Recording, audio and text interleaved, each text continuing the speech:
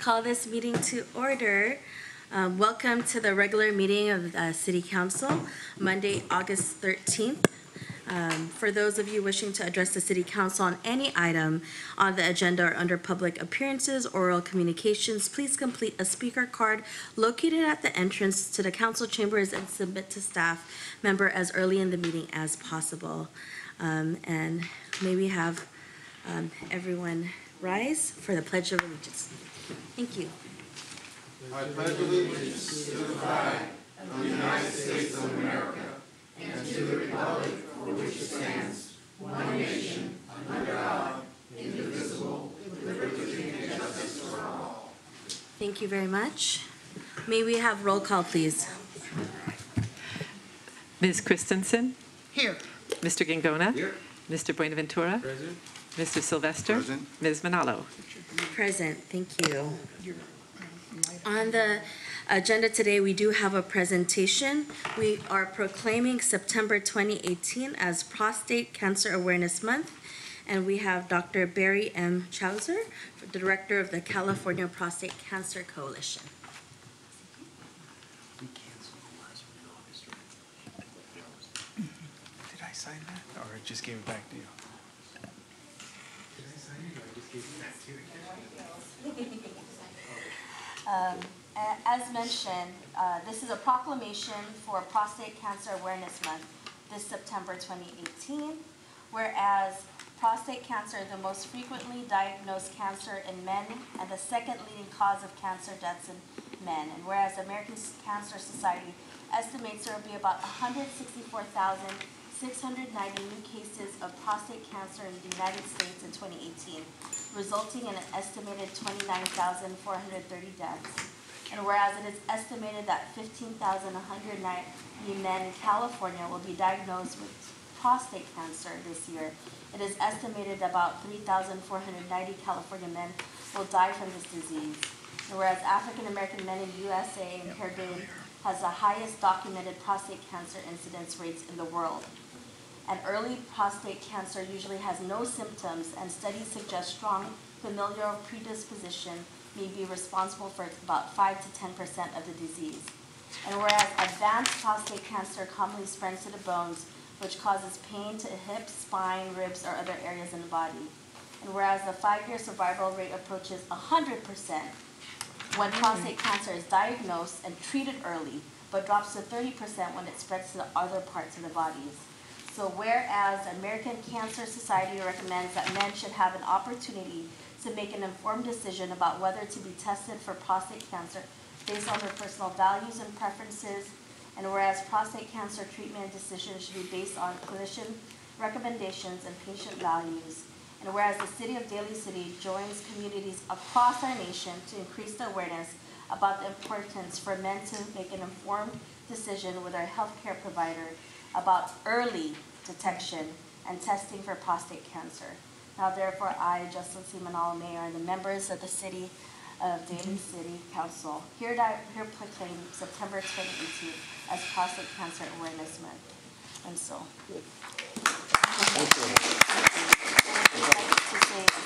Yes, I can just say that the proclamation really sums Can you up turn the around and speak into the microphone? We got TV people at home watching. Thank you. If I could just say that the proclamation does sum up the whole problem of prostate cancer. Prostate cancer, in fact, I want to thank you all for giving me the honor and the privilege of being here this year. I was here last year.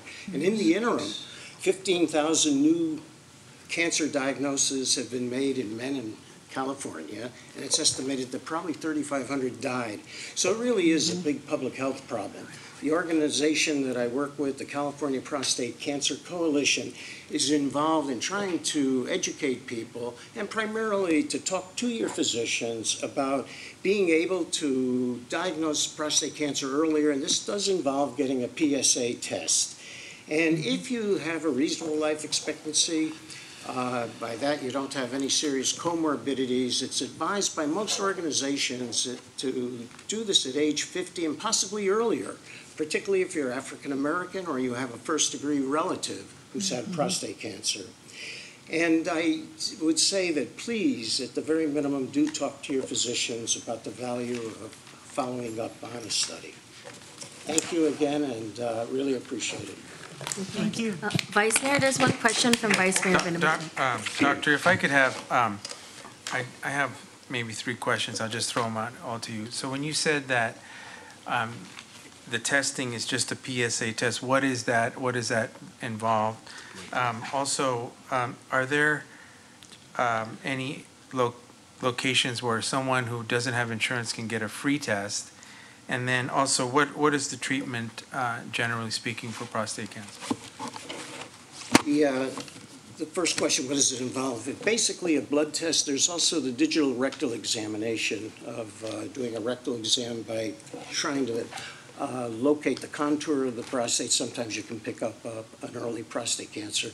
But I think more sensitive is the PSA, and most people would suggest at the very minimum getting a PSA, although it's not a total substitute for the digital rectal exam. As far as lack of insurance, I do not have a good answer for that. I would say, gosh, if it is an insurance problem, checking with the county medical facility would probably be one of the things I would do. Beyond that, I'm not sure. Okay. Unless anybody else has suggestions about where to go. We do see a lot of patients. I work out of Seton, and we do see a lot of patients from San Mateo County Hospital, as well as North County Clinic. So I know there is a way of taking care of them. The treatments are variable. We used to think that an awful lot of people did need treatment, and now there's a swing away from treatment to what we call surveillance, active surveillance. If you are found to have a low-grade prostate cancer with a low PSA, not a very elevated PSA, and also if it's not clinically palpable, you may fall into a group where you can just be followed with serial PSAs and do not need any active treatment.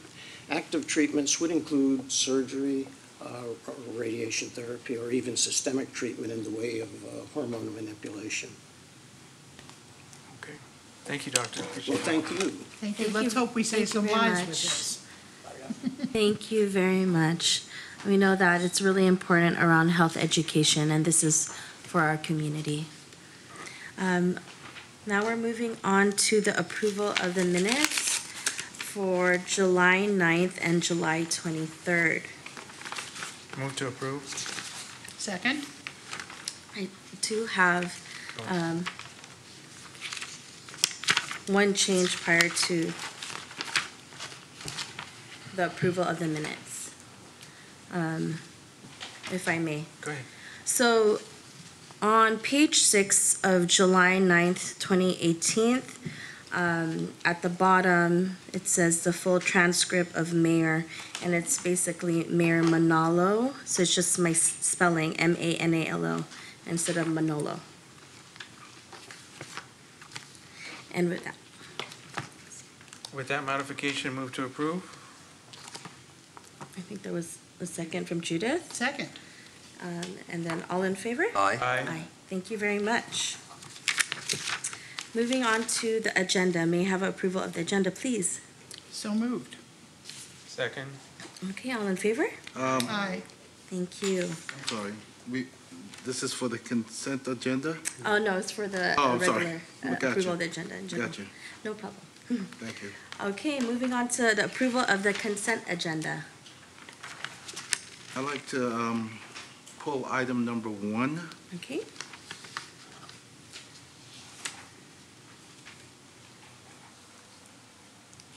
Any other items?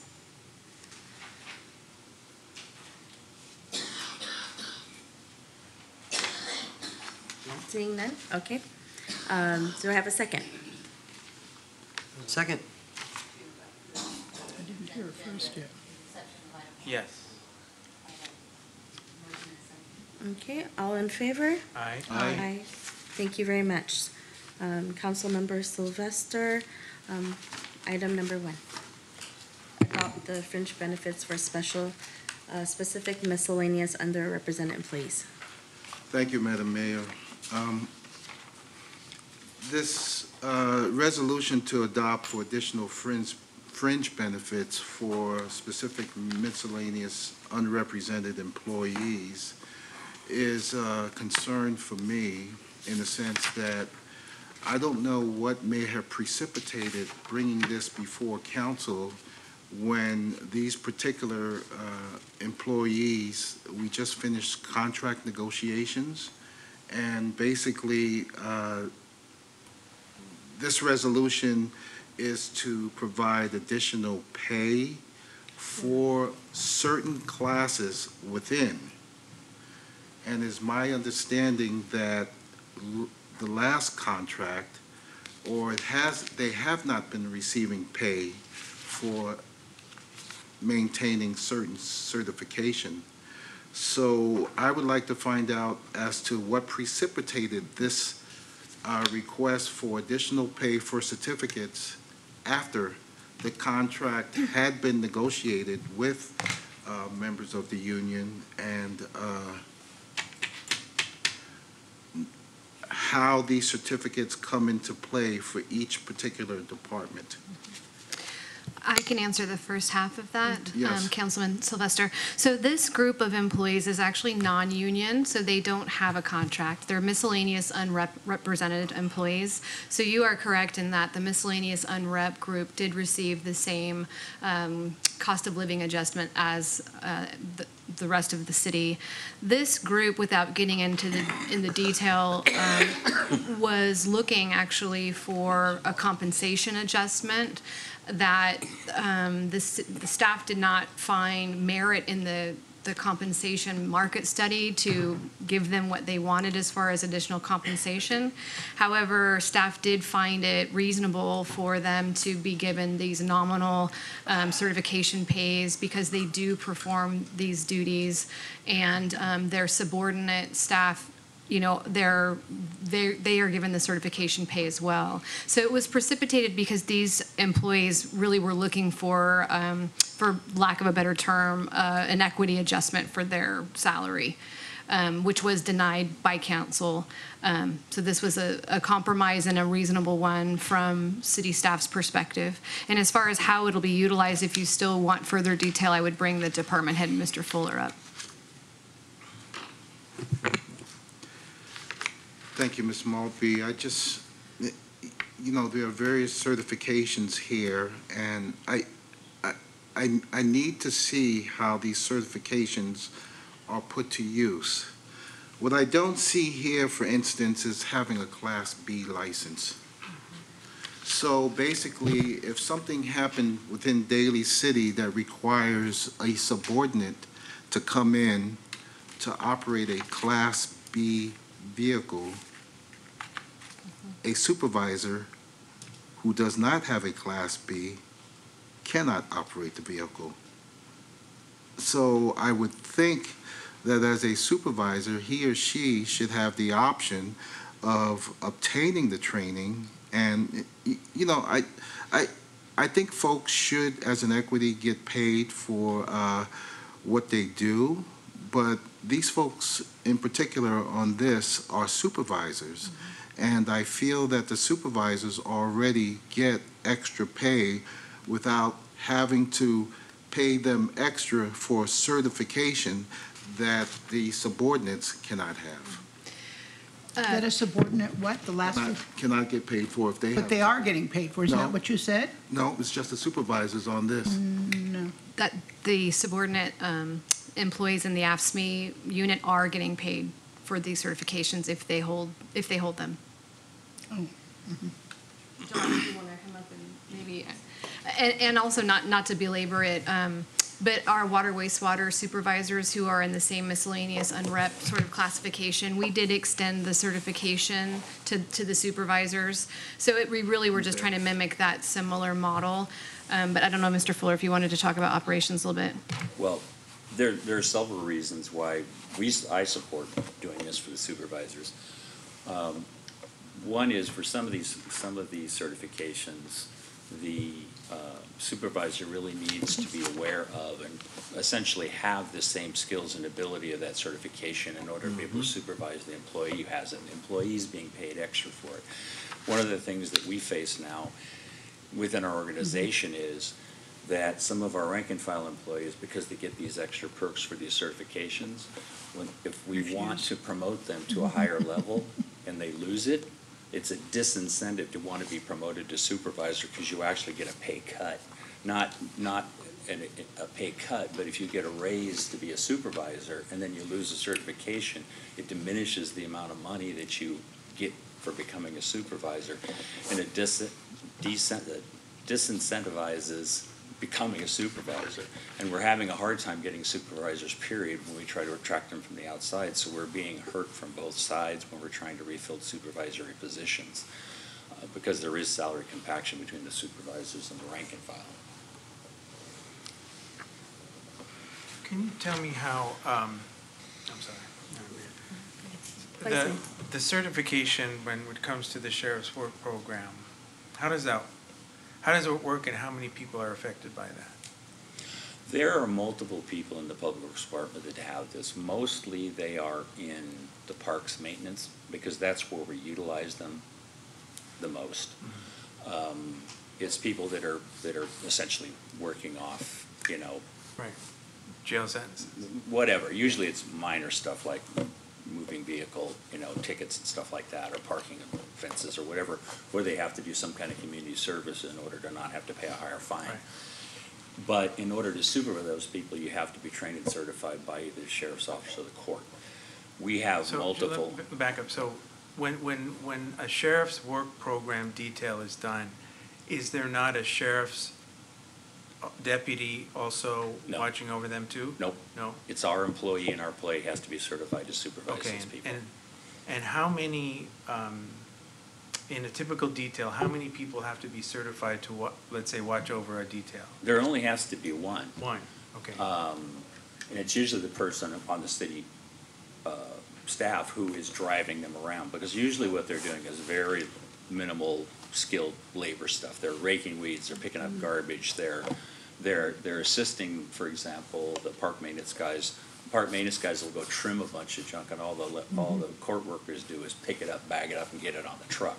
Okay, the one that's driving them around, He has to be that's the certified. one certified, Yeah. and that's someone that has the Class B license. The Class B license isn't required for driving them around. Oh, Because we usually don't have enough of them at one time that we have to use like a 15-passenger van or something like that. A former employer, I used to work for, we got way more court referrals for that agency, and we had a 15-passenger van, and you had to have a B license to drive the van. We typically don't get that many. We typically only have 3 or 4, and we carry them around in a quad cab truck that has bench seats and can carry 6 people. And there'll be 4 or 5 court workers in there with the certified supervisor. So he doesn't have to have a driver's license for that. The B driver's license is required for anybody that wants to drive a dump truck, wants to drive a backhoe, wants to drive,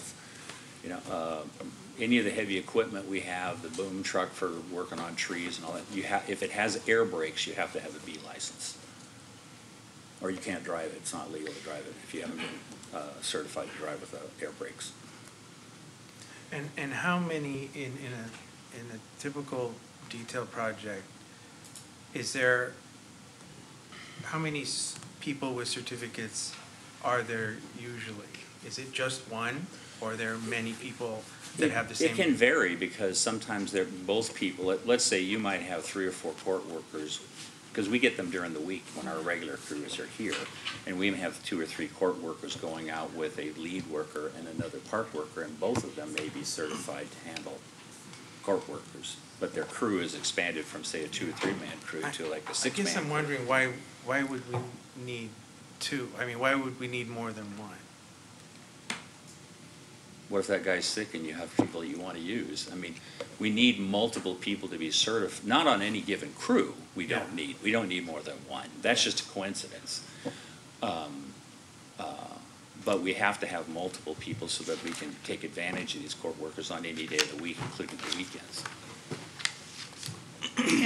And don't we sometimes have 2 crews working in different locations? Yeah, that's not uncommon. Well, we might have a crew that's just one lead worker and one park worker, and we'll augment that with 2 court Yeah, workers, and do the same thing with another lead worker. Because I think, probably wasn't too long ago, at Marchbank, there were people up in the top area and then a group of people down in the lower Or area. they might be which are, completely different parks. I mean, Yeah. our park maintenance but is. they're totally separated. You couldn't have a supervisor be that far away from the workers. Yeah, because sometimes we can get as many as 8 people, and we'll break them up into 2 or 3 groups on the same day.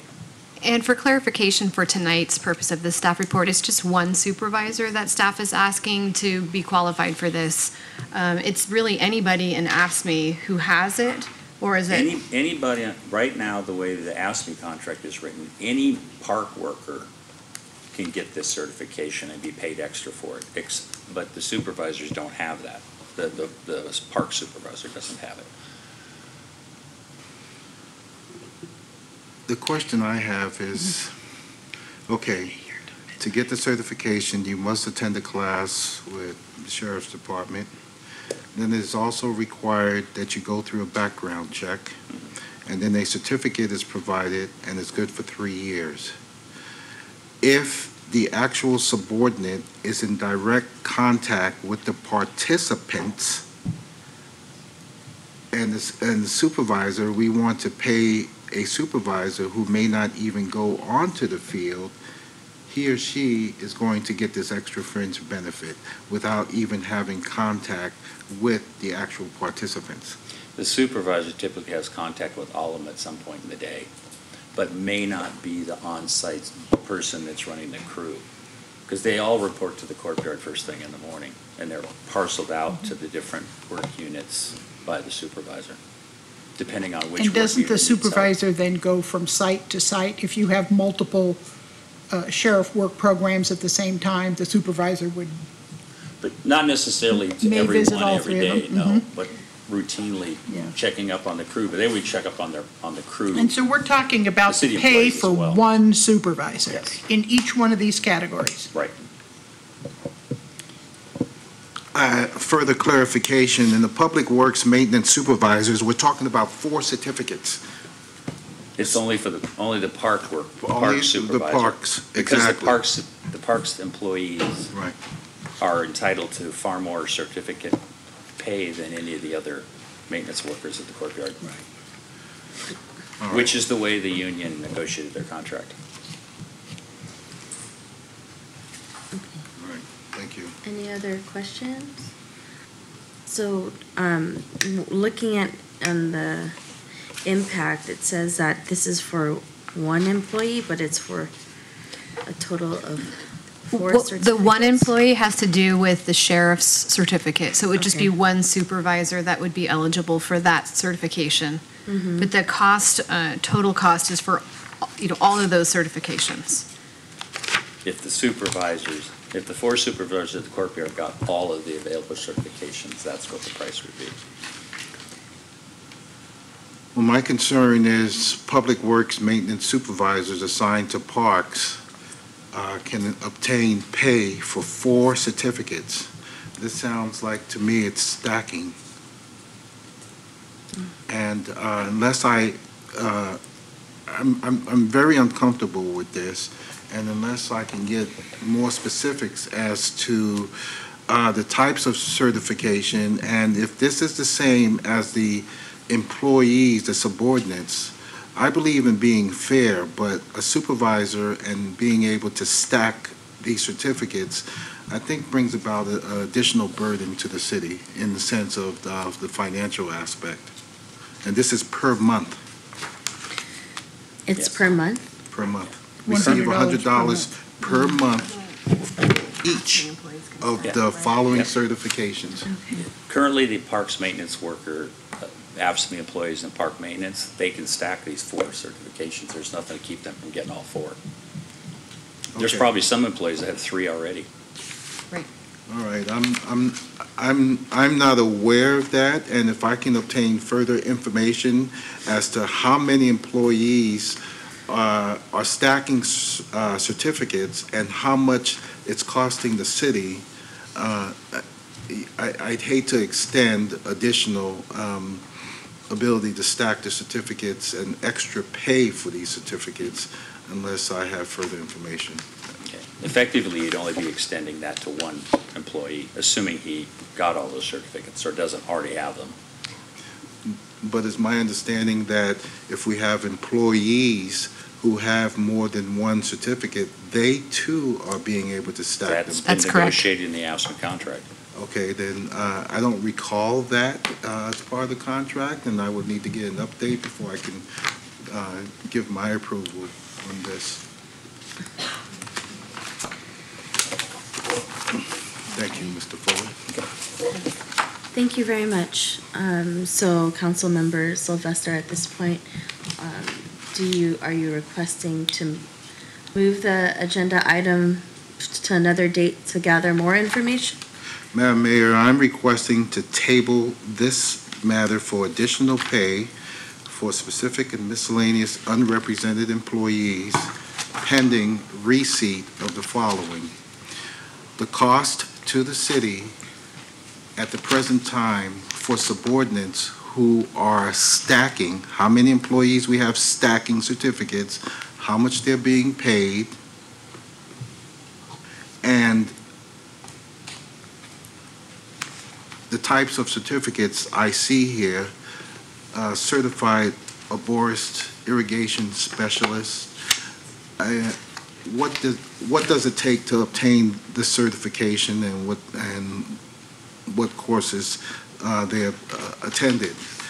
I think later on in the future, we want to ensure equity, and from what I heard tonight, this is to ensure equity due to salary compaction issues. Well, I think it should be fair across the board, but I can't make a decision to expend further money from the city at this time pending obtaining further information. At this point, do I have a motion to move this to table this agenda item? Second. Okay, all in favor? Aye. Aye. Okay, so I abstain. we have one Not voting abstention, for and this silliness. we have one abstention, and we have 4 yeses. Thank you very much. And now we are moving on to communications. We have Ms. Maltby and Mr. Chu. Thank you very much. Item number 4, approval of written response to 2017-2018 San Mateo County Civil Grand Jury Report, Soaring Cities Pensions Costs, Time for Hard Choices. And we have a staff presentation on Okay, this. good evening, Madam Mayor, members of the council. Tonight, staff is seeking approval of a written response to the 2017-2018 San Mateo County Civil Grand Jury Report, which is called Soaring City Pension Costs, Time for Hard Choices. In your packet attached is the draft response. However, the grand jury report itself is a very large document, and it can, if you need to review it at any point, the city clerk's office does house it. For tonight's discussion, please take a look at the attachment, which is the draft response. You can see that in the findings for Soaring City Pension Costs, Time for Hard Choices, there were 13 findings. The good news is that the city agrees with all 13 findings. So unless there are questions about those findings, staff would like to just get into the recommendations that the grand jury found for us and how the city is already addressing those recommendations or plans to, if that's okay. Okay, if there's no other questions regarding the other items, can we move on to recommendations if my colleagues have no questions? Seeing no questions, questions, please great. proceed. Okay, so recommendation 1, the grand jury recommends that by December 31st, 2018, each city schedule public hearings to engage its residents in addressing the city's increasing pension costs and develop a long-term plan to address them. The city's draft response for your consideration is that this recommendation has been implemented. All of the city council meetings are conducted openly in compliance with the Brown Act, and its records are maintained publicly in compliance with the Public Records Act. At the city council budget study sessions in April of 2018, the pension information included pension obligation bonds, the CalPERS actuarial assumptions, its impact to the city budget, unfunded pension liabilities, funded ratio, projected CalPERS employer contribution rates, and projected employer contribution rates for miscellaneous and safety members over the next 10 years. In addition, the city has retained Public Financial Management Incorporated to assist with the development of a long-term financial plan. Recommendation 2 by the grand jury, they recommend that by December 31st, 2018, and annually thereafter, each city publish a report on its website detailing its pension obligations, and the report should include the city's total pension contribution costs, the city's total unfunded liabilities, the city's funded percentage across all plans, the percentage of the city's general fund expenditures and covered payroll represented by the pension's costs. Also, estimated information for all projections regarding the next 10 fiscal years. The city's draft recommended response is that this has not yet been implemented, but will be implemented by July 2019.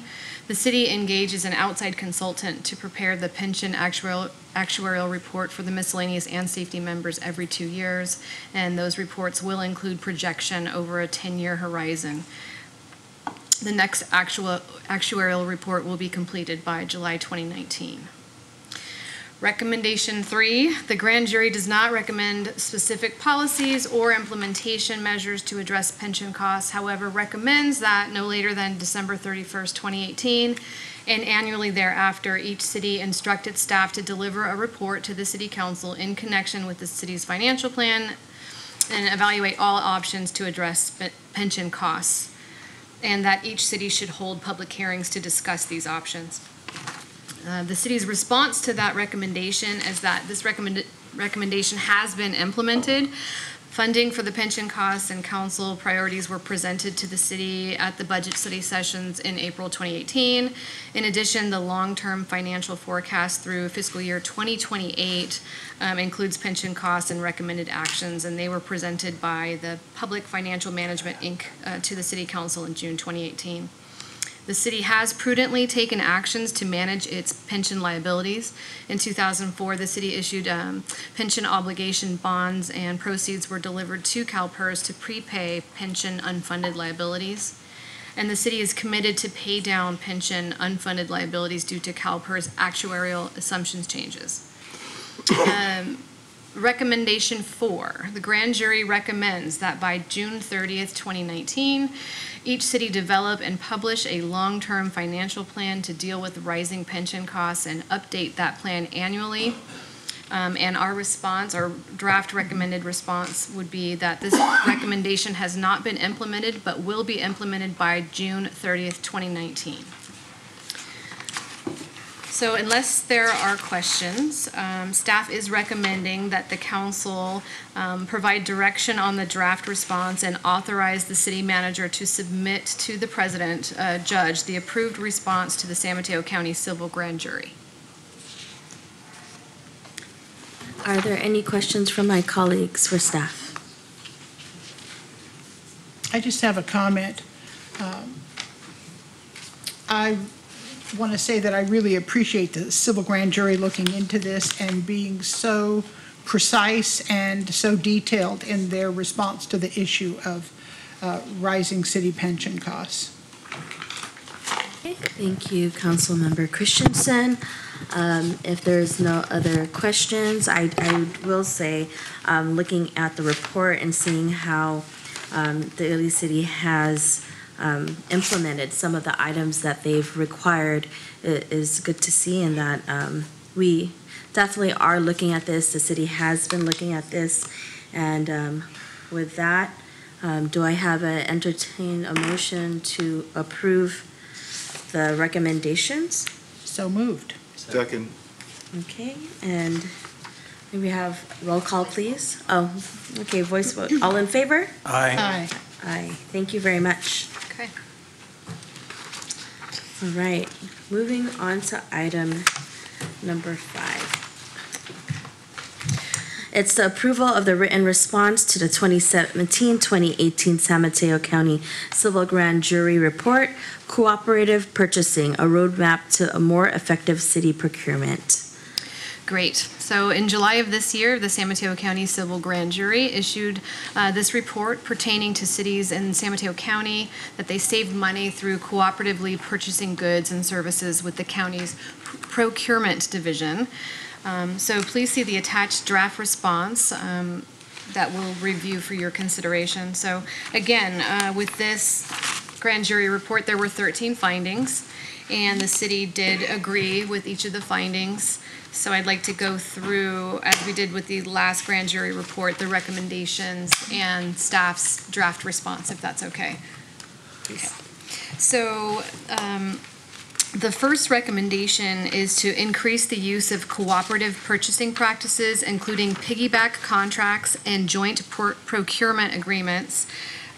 And the response is that this recommendation has been implemented. The City of Daly City participates already in cooperative purchasing practices, piggyback contracts, and procurement agreements to save time, resources, and to obtain high quality and standardized products.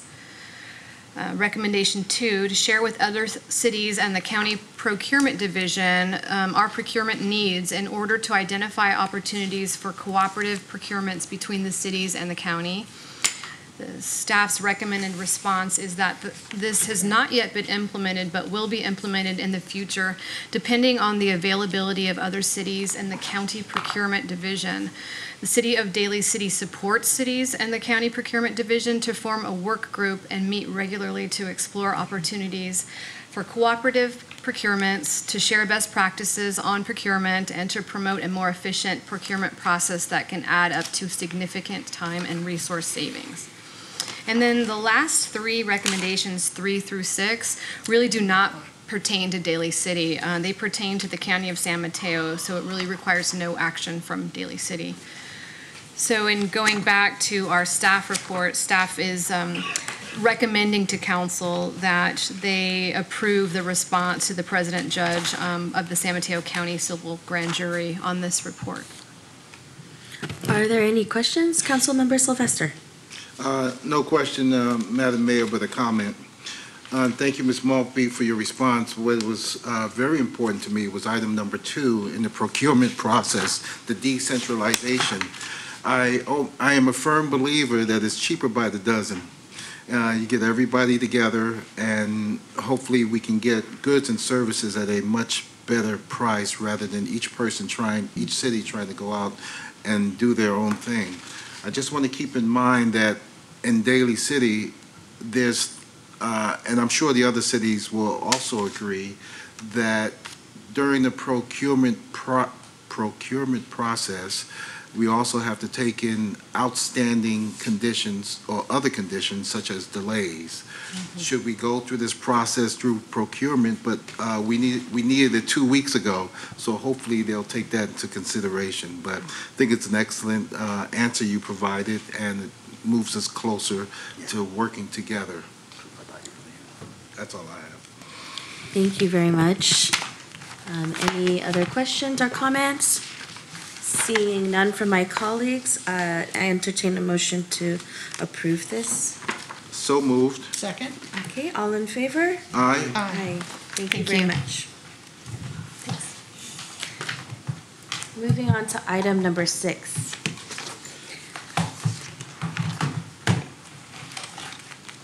Let's wait for.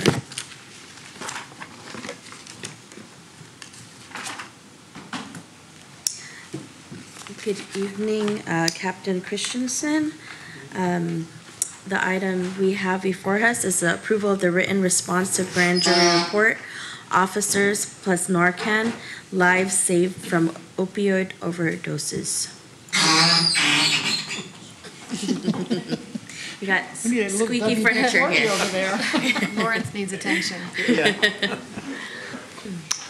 Good evening, Mayor, Vice Mayor, and council members. I'm Captain Cameron Christensen, and this evening I will be presenting a draft response for for final direction to the 2017-2018 San Mateo County Civil Grand Jury Report titled Law Enforcement Officers plus Narcan equals Lives Saved from Opioid Overdoses. The report that was issued in June of this year pertains to whether the use of Narcan by law enforcement officers in the field can be used to save lives from opioid overdoses in San Mateo County for both citizens and first responders alike. The report listed 8 findings and 2 recommendations for which the city was to respond to. The presiding judge, Honorable Raymond Swope, requested a written response to this report. The finalized written response will be transmitted to the Superior Court and be placed on the San Mateo County Civil Grand Jury website for reference. I will go ahead and read the draft response, and I'd be happy to answer any questions during or after the response, should you have any. The response was dated July of 16, 2018 to Judge Swope, and it began with, "We are in receipt of the grand jury's final report entitled Law Enforcement Officers plus Narcan equals Lives Saved from Opioid Overdoses. Pursuant to the June 28th request for response, the Daly City Council held this public meeting on August 13th, 2018 and approved this response. The City of Daly City responded to the grand jury's findings, conclusions, and recommendations as follows. There were 8 findings, all of which the city agreed to except for 1 finding. I will read through them all as they're relatively brief. Finding number 1, untreated opioid overdose can cause brain damage and death. The city agreed with that finding. Finding 2, naloxone is a safe, non-toxic drug that can stop and reverse the effects of opioid overdose. The city agrees with that finding. Finding 3, Narcan is a brand of intranasal naloxone which can be successfully administered with no more than 1 hour of training. The city agreed with that response. Finding 4, fire department, ambulance, paramedics are the only emergency responders within the county currently carrying naloxone. The response here was the city neither agrees nor disagrees with this finding. Many San Mateo County law enforcement agencies are exploring naloxone as a tool for combating opioid overdoses. It is unknown if any police agencies have implemented a program as of this writing. Finding 5, law enforcement officers may arrive at the scene of opioid overdose before paramedics. The city agreed with this finding. Finding 6, law enforcement officers at risk of accidental exposure to fentanyl derivatives varies based on their role and responsibilities. Narcotics units, crime suppression units, SWAT teams, K-9 units, including their K-9s, and evidence handling units are at a heightened risk of exposure. The city agreed with this finding. Certain law enforcement officers and sheriff's forensic lab and coroner's office personnel are at heightened risk for exposure to fentanyl derivatives. The city agreed with this finding. And the last, finding number 8, equipping and training officers with intranasal naloxone is inexpensive and the associated costs can be absorbed into existing programs and budgets. The city agreed with this findings. There were 2 recommendations. The first recommendation being to train and equip law enforcement officers at heightened risk of exposure to fentanyl derivatives and intranasal naloxone as a minimum standard practice. The recommendation has not been implemented, but will be implemented in the future. The Daly City Police Department will issue naloxone to all sworn personnel by December 31st of 2018. Recommendation number 2 is to evaluate training and equipping all law enforcement officers with intranasal naloxone in order to protect themselves and the general public. The recommendation has not been implemented, but will be implemented in the near future. The Daly City Police Department will issue naloxone to all sworn personnel by December 31st, 2018. Those are the 2 recommendations for the staff report, and we are looking to have council approve and provide direction to the draft written response so we can authorize the city manager to send to the civil grand jury. Thank you, Captain Christensen. Appreciate the report. Are there any questions, Vice Mayor? Yes, thank you, Captain. So I think I know what naloxone is. I mean, is it the one that you see on TV when someone sort of stabs, sort of an injection? Is that that same thing? So the one that's being issued and considered for law enforcement use is more of an intranasal. So it's an aerosol injection in a nose. Oh, I see. Just like some of the allergy medicines or something that you would inhale. I see. And is there any reason why we have to wait till December 31st? If from what I'm reading, it's inexpensive, doesn't sound like it's going to be a whole lot of training, and I mean, if we're having an opioid crisis, why can't we move on this now? Sure, as I understand it, and speaking with the chief and the Sheriff's Association is working together within the county to work with the medical director to come up with standards for issuance, training, I see. storage of such, and there is a shelf life, so just a process in order to obtain, train, and administer appropriately. So, but as of right now, did you say that the sheriffs have it? No. Nobody It's does. as far as I understand, nobody Okay. currently has it. I could be incorrect with that, but as far as I know, all the county agencies are working collaboratively with the medical director to seek approval for Okay. the issuance and attainment of those. Okay, all right, thank you. Thank you, Absolutely. I have a Councilmember question. Sylvester, or, Did you have a question? Just a comment. You mentioned that the canines themselves can be exposed. So is there a special dosage for dogs, or you just give them a squirt and they're safe too? As far as I understand, they're administered the same way that you Same would way. anybody else. Usually you're issued 2 doses. You issue the okay. first dose and it should create a reaction relatively quickly, and the second dose if necessary. I'm really pleased that this is coming forward. I agree. Thank you so much. Captain, Yes, sir. do you know about Narcan? Do I know about Narcan? Narcan. I mean, I'm not a pharmacist or anything like that, but that has to be with a needle. Usually the paramedics carries it. The reason why I asked for opioids, and been there and done that, and certain folks, besides all paramedics in San Francisco, but few police officers had the ability to administer Narcan if somebody is going through symptoms of opioid overdose. The comment I wanted to make is 2 comments. One is, I know the officers have to be trained because we don't want any sort of liability. Is it possible that the police chief or we getting together with the sheriffs and maybe considering modifying post-curriculum to include to how to administer Noxolone as part of the training? Even police officers when they come in through the academy. I know police officers have to get a certain number of hours, 80 hours every 2 years to maintain their certification, but I think we need to get the state involved because Post is a state agency and to which all police officers have to be trained before they become police officers. And I think adding this part to maybe the perishable training aspect would really help. So maybe a letter off to the police officer standards of training. I see you looking there on the captain. Was there something?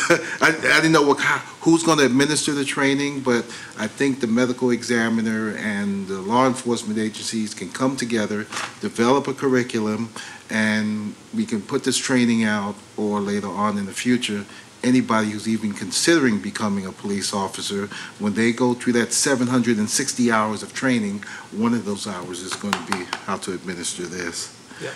And as one of my colleagues says, I don't know why it took so long for this to come about, but to the public, this will save lots of lives, especially because generally police are always on the scene first. So thank you for that, and we're looking forward to it. Thank you. thank you so much for your report. Indeed, I echo my colleagues' sentiments around the necessity for this, and since you guys are there to respond, it's huge for our community, so thank you. At this point, entertain a motion to approve this. So moved. Second. Okay, all in favor? Aye. Aye. Thank you very much. Thank you. Okay, moving on to agenda item number 7, award of bids and contracts. Mr. Chen, appropriate funds and award service contract for the John Daly Boulevard Bridge Streetlights Replacement Project. Yes, good evening, Madam Mayor, members of the City Council. I'm going to be presenting this item tonight. The item before you is the appropriation of funds and award of service contract for the John Daly Boulevard Bridge Light Replacement Project. Back in 2002, the city installed 28 streetlight poles for the John Daly Bridge. However, due to the salty air environment that we're in, the poles and the supporting arms for the light fixtures have rusted out to the point where they are beyond repair.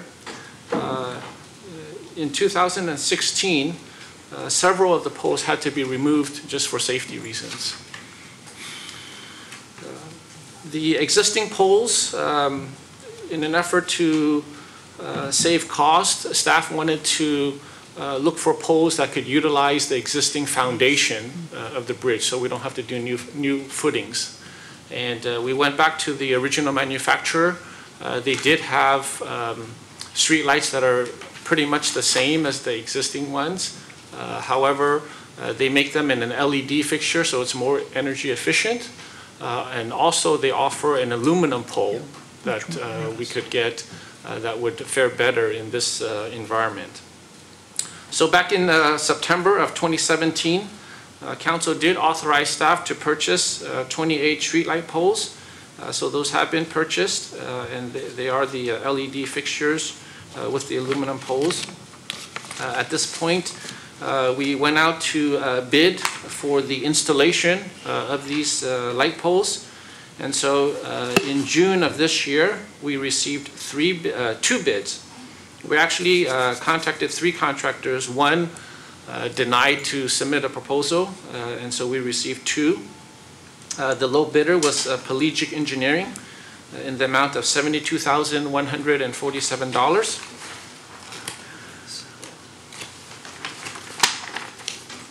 So the total estimated cost for this project is $282,000.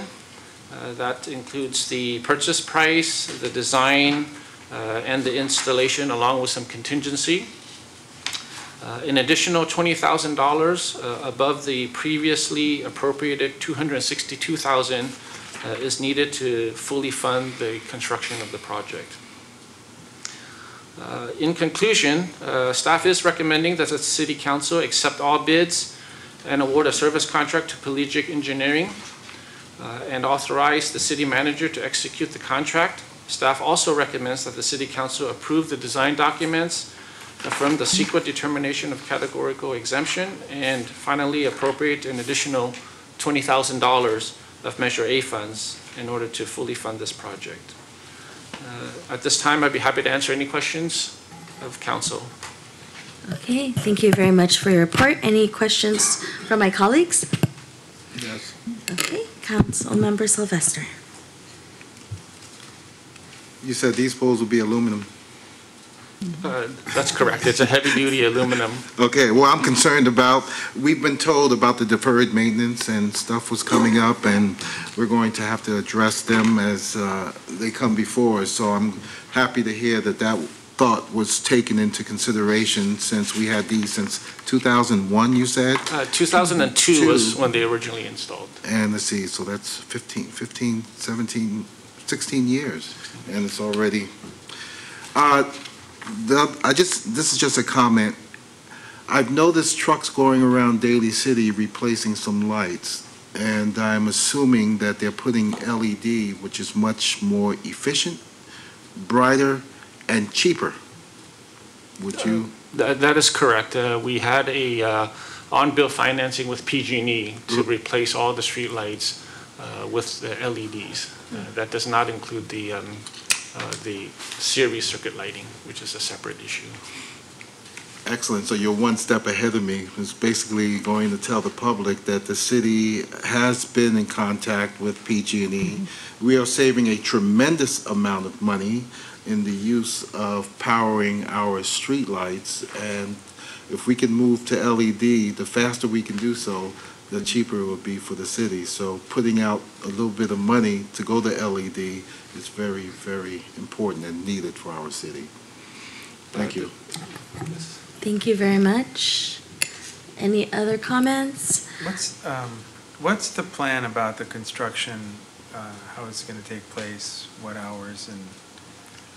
The construction is anticipated to occur in the evenings, and we got approval from Caltrans to do some lane closures. as a result of replacing, to accommodate the replacement of the streetlights. Do you know approximately what month?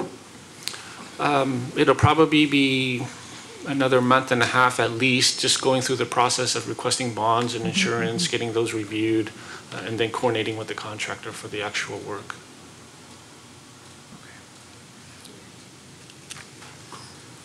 So what is the duration of the time? I know it's in a month and a half, but how long will that take?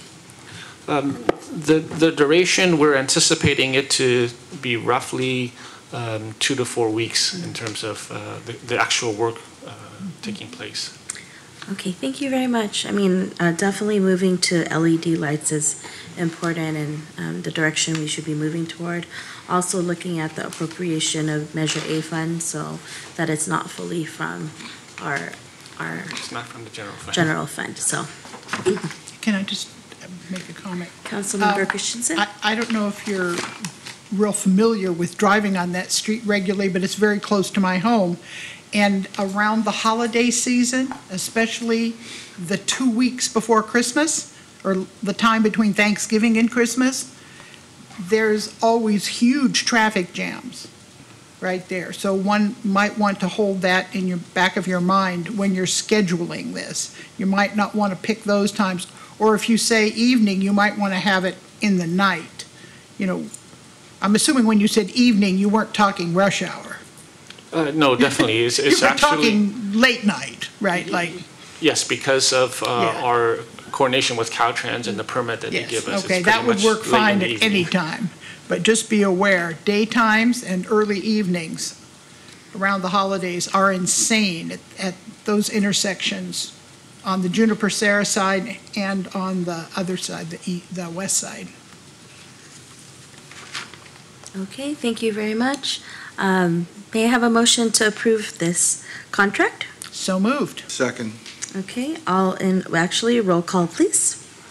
Ms. Christensen? Yes. Mr. Gingona? Aye. Mr. Buenaventura? Aye. Mr. Sylvester? Aye. Ms. Manalo? Aye. Thank you.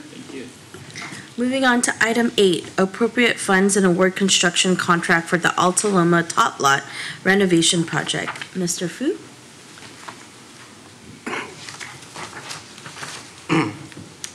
Good evening, Madam Mayor, members of the City Council. My name is Jimmy Fu, Civil Engineering Associate, Public Works.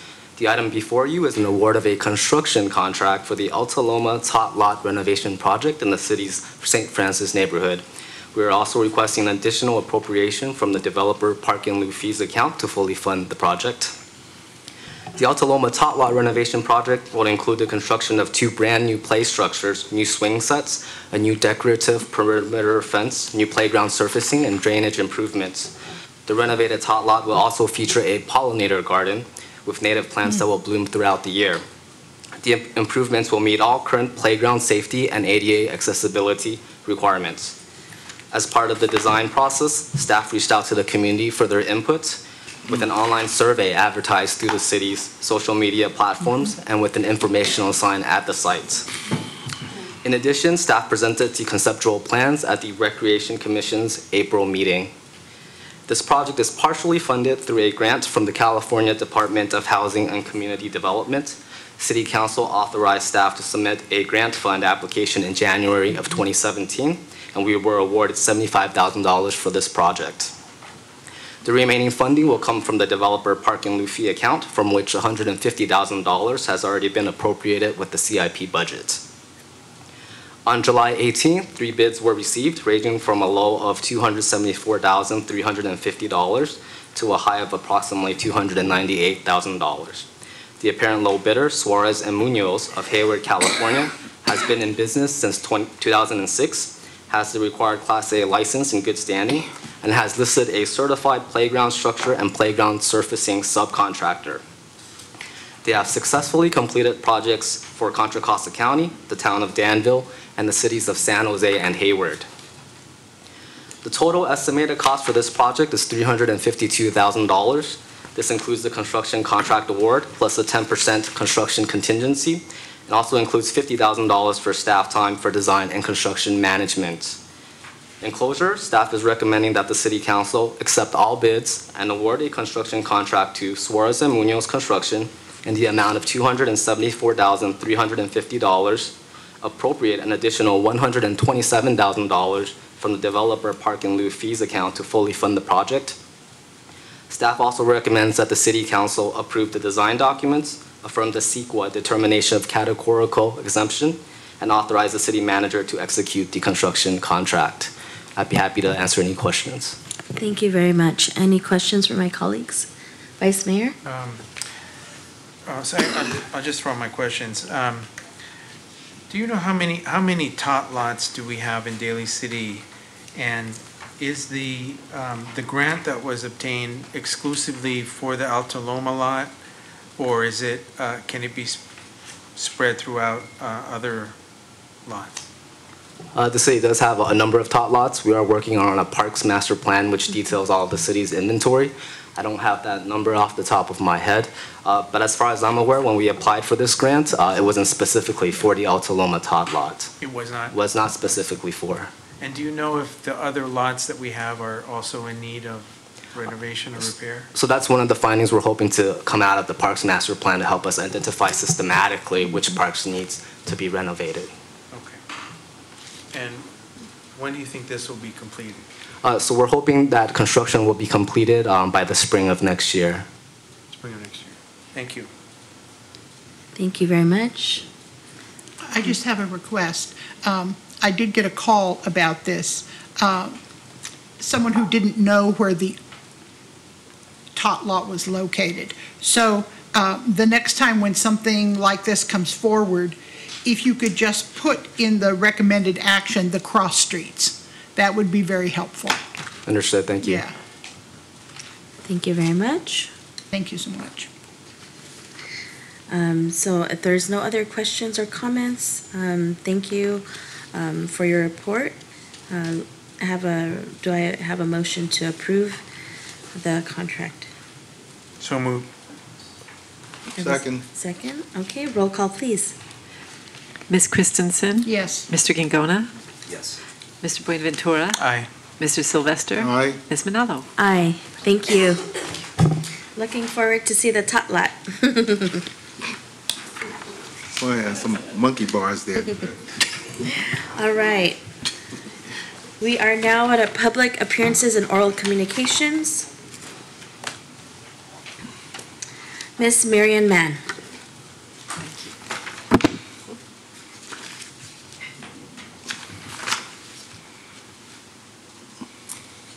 Good evening, council members. I have something sad to say about you, or what happened today at Dolger Senior Center. We have had a young man who came in with his father or something into the cafeteria, and he was sitting on the piano, and then he started playing, and the seniors just thought it was wonderful. It was lunchtime. So then he started coming back. But they missed him today because he obviously had something that he had to do. And there were a few of the seniors who actually had a few tears because he is now their friend. So he is almost a senior in training. So I did want to let the council know just how happy they are with Max, because he's, in fact, he happens to be, what's this guy's name? Mr. Benaventura's son. And he's 16 years old, and he has made so many friends. And I really want the city to know what a wonderful young man he is. Thank you. Oh, thank you, Miss Marian Mann. Let me see if I could say something. Just so, first of all, thank you, Ms. Mann, for saying that. I wanted to also let you know, so Max, he really enjoys playing the piano, and he's quite a gifted son. And I'm telling you this because if you're around, if you're a Dolger, if you want to have some lunch over there, just stop by and listen to him play, because he likes to play the old good songs like Frank Sinatra. So he's from, for some reason, he's from that era. And if you're a fan, watch him play. Yeah, I think you'll enjoy it. So. Wow, he can play those songs. Frank Sinatra, he probably wasn't even born then. And he knows those songs, huh? That's impressive. Did it my way. Oh, that's great. Thank you very much. Nice. Ms. Pamela DiGiovanni? Good evening. Yes, and I've heard Max play, and he's fabulous. Yeah, actually, a couple of things. I want to remind the public and everyone here that on 9/11, this will be the first year, Fire is in the process of developing the ceremony of how they want it. So we talked about it before when I announced that as a community member, I've never lived in a city where we've never not celebrated, but acknowledged the firefighters, 343 of them, with the community involved. So it will be announced, and the city will know, and I'm sure that they'll be on board, the council, if they decide to have it at City Hall or wherever the firefighters want it. I'm sure that you guys will work it out. So we'll know more details later. So it'll be on the morning of 9/11.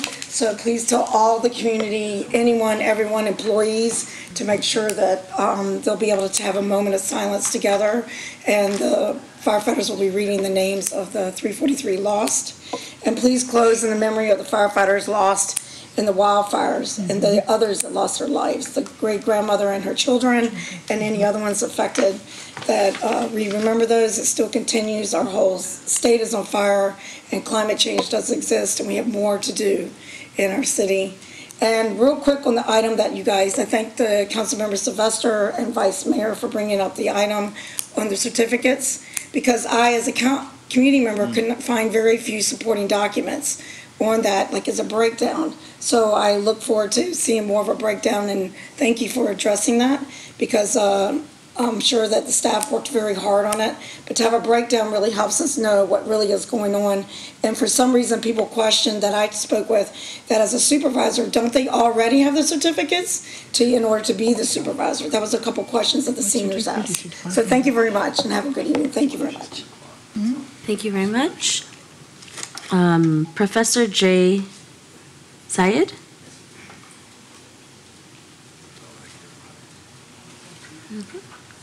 Madam Mayor and Mr.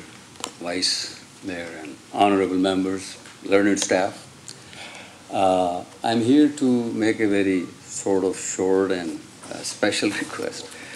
I did a book 3 years ago or 5 years ago, original maxims, English maxims. And then it was surveyed almost all over Oxford and Paris and Beijing, our own Berkeley campus. So the maxims, Madam Mayor, came out to be sort of very outstanding, you know, as the result of the survey was. And they were compared with, real briefly, with Bernard Shaw and La Rochefoucauld and Shakespeare. So if a teacher from this country can do that, he would like at this age to spread that as much as possible, to go all over the world through some means. So I came up, you know, with an idea to, and this contains, you know, which trains people, individuals, young people, generations, you know, with great self-esteem, self-confidence, awareness, and like finance, money, friendship, love, romance, all over in this book, you know. I'm going to have a second edition, ma'am, soon, and I will provide you, you know, one each when I have that in a month or two. So my purpose over here is that if there is a way where I can have all these world travelers who come to San Francisco get to know about this book and then spread around. President Johnson was attracted to, just one more minute, is that okay? I need some space concession where I can have this camel ride. And there I offer free lunch and I offer my book. Thank you very much. Yeah, if possible. I have given the request in writing. Thank you. Thank you very much.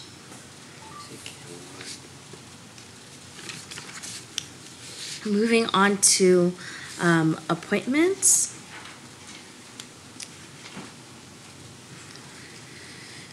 Any appointments? For me. I do have an appointment.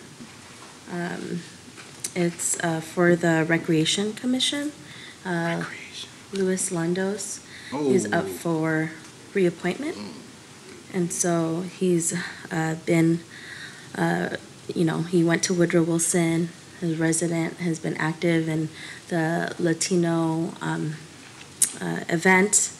And so he is up. So I'd like to nominate him. Oh, reappoint. And reappoint. Second. Okay. All in favor, or is this roll call? Roll call. Oh, voice vote, please. Aye. Aye. Aye. Aye. Thank you very much. Okay, now moving on to council committee. The update with the City Council Water Committee report. We have met as a council committee, both myself and in the past meetings with Councilmember Gangona and with staff. But the date of the meeting, there was an update from our staff regarding our water rates. And so basically what has happened is there needs to be an adjustment in our water rates due to actually a deficit. And in the past, I think there was projections around some, dollar amounts, but because we've actually been doing a wonderful job on doing great with our water, those projections were off a little bit. And so we need to revisit how we can ensure that we have sustainability. And so in the upcoming times, we will be setting a public hearing on September 10 also. And I think it's important for our residents to know exactly where we're at and what we're looking towards, in this manner. Is there any other additions? I would open this opportunity for both staff, and I see our director here to Piccolotti if there's any other supporting comments. I think you pretty much covered it. The Okay. meeting's on the 15th. There'll be a staff update with the committee, but then September 10th should be the setting of the public hearing. Okay. Thank you very much. Yep, thank you. Thank you. Okay, I'd like to make a short comment. I know that when that comes forward is people are going to say, but I've been saving water. Why do I have to pay more? Well, what happens is in these years, there has been between a $1 and almost $3 million deficit because we have saved so much. So you've got paying for the ability to have water at your house and your ability to save the planet. And sometimes saving the planet costs us a little bit, and that's what this is going to be about. So don't try to get confused. You've done a wonderful job saving water, and now we need to pay a little bit more for each gallon that we get so that the actual water delivery service will be paid for. Thanks for letting me explain that. No problem. Councilmember Christensen and now Councilmember Sylvester. Madam Christensen, thank you so much for that explanation because I was confused. Everybody is the first 2 or 3 times. I now want to go home and use more water. No, don't do it. But thank you for that explanation. That really opened my eyes. Thank you for that. You're welcome. Thank you very much. Yeah, and we'll definitely be sharing a lot of information to help our residents understand. But thank you. Now we're moving on to council committee, or city council reports. Any reports? Okay. This is going to be very quick. I got a homework assignment for the community out there. Last council meeting, I made a request. I'm not going to tell you what it is. I'll tell you the next council meeting. And I have to thank our interim city manager, Ms. Maltby, for moving forward. See, I got her thinking, what did he ask out of all this stuff? But I'll give you a hint, and please, kudos to Police Chief Patrick Hensley, to which, as soon as he heard the idea, he says, yes, we're going to do it. So everybody here in Daly City can take part in this also, and it's for a good cause. And I'll tell you where it is. You saw me fumbling in my bag earlier looking, and I couldn't find it, but I'll tell you the next council meeting, so be here. That's all I have, Madam Mayor. You're keeping us at a surprise, Councilmember Sylvester. We'll look forward to it.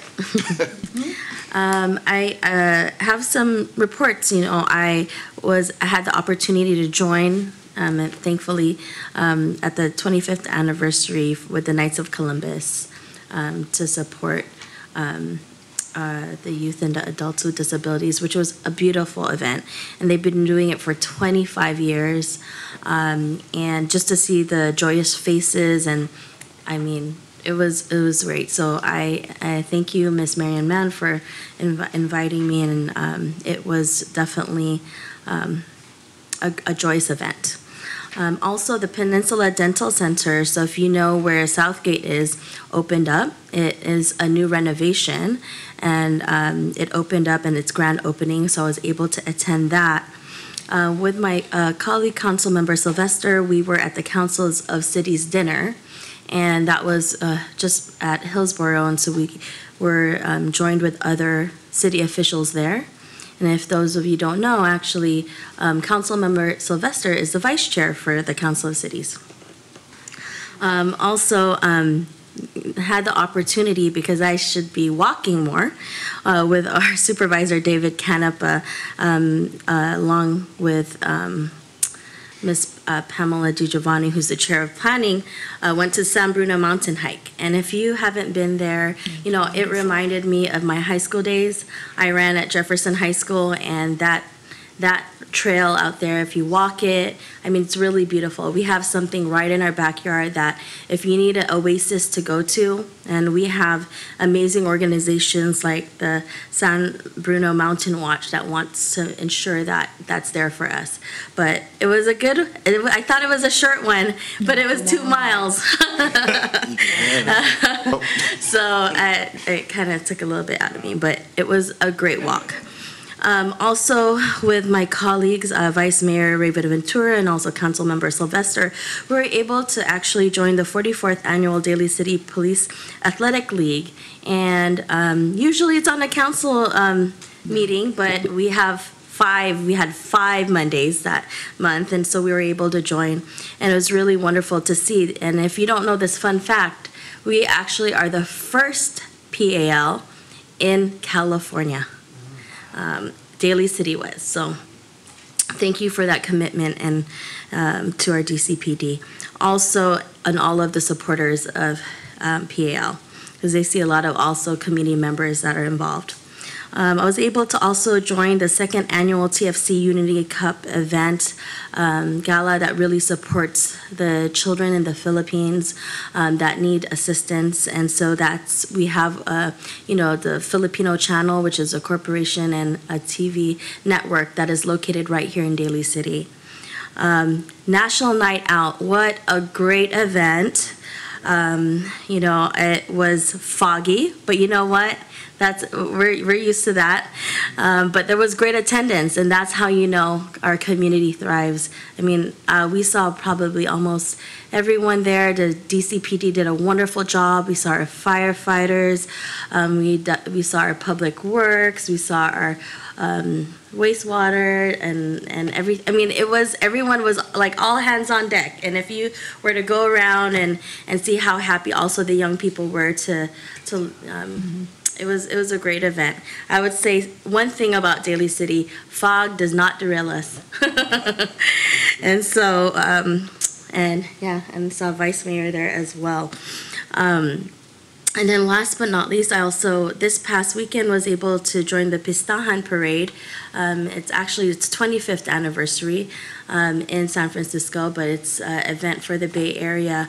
But I was very honored and humbled to be the Grand Marshal, and I got to bring my mom and dad, and so it was definitely a treat to hear music, food, and all of that. But also, one announcement for the community is, I think I mentioned at the last council meeting that we would have a unity jam, or, because of what has happened recently, unfortunately, through social media around anti-immigrant sentiment and also just racial slurs that has happened in our community. So what we have is a beautiful community, and what we're gonna bring out is our music, our dance, and it's gonna be right here at City Hall at the Rose Garden on August 25th from 10 a.m. to 12 p.m. And so I hope to see everyone out there and that's watching, and everyone here in the audience, as we all celebrate our beautiful community together. And that is it. Thank you very much.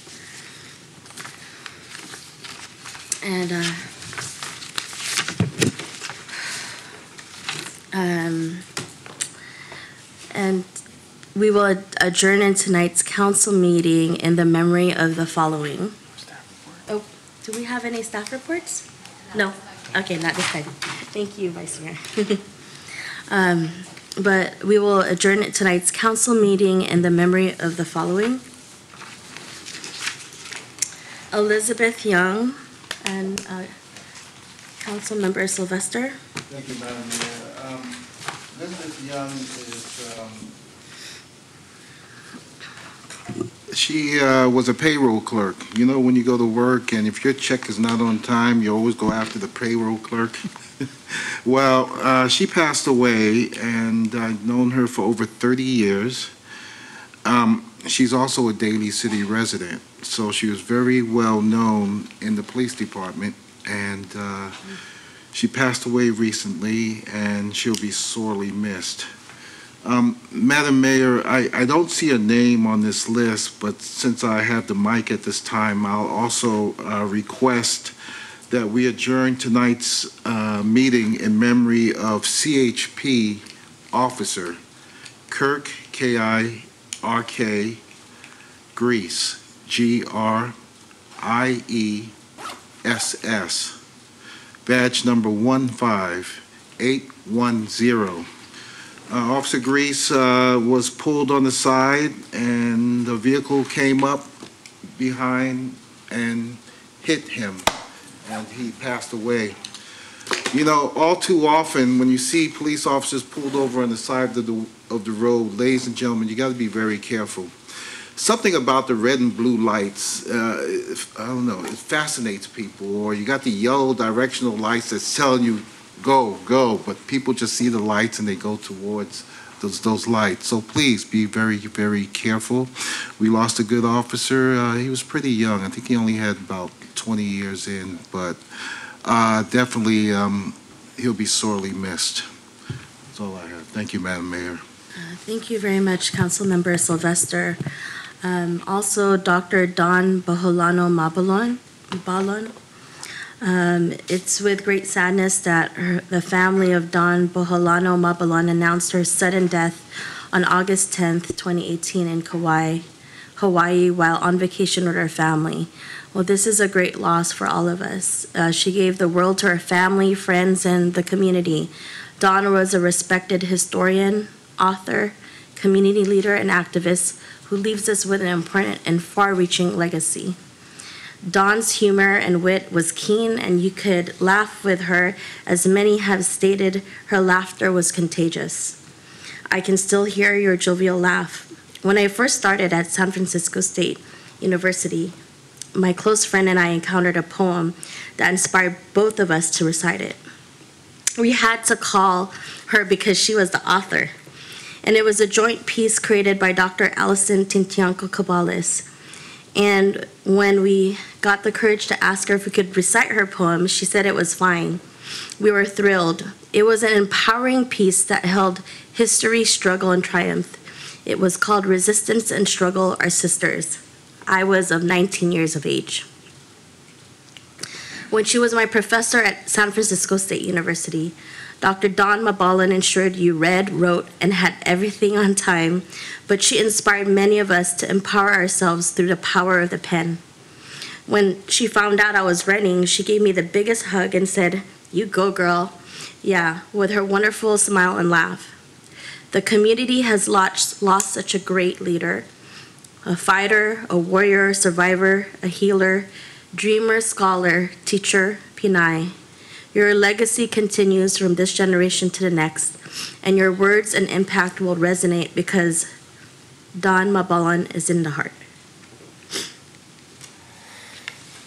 Well said, Mayor. Dawn was a mentor to a lot of us, including myself, and she really had a life that was worth living, man. She was an incredible person, and she had an effect on so many people, and she really did make a difference. And so, Dawn, rest in peace. We love you. Thank you. We have Cynthia Connolly, retired office assistant, North County Fire Authority. May we all have a moment of silence, please.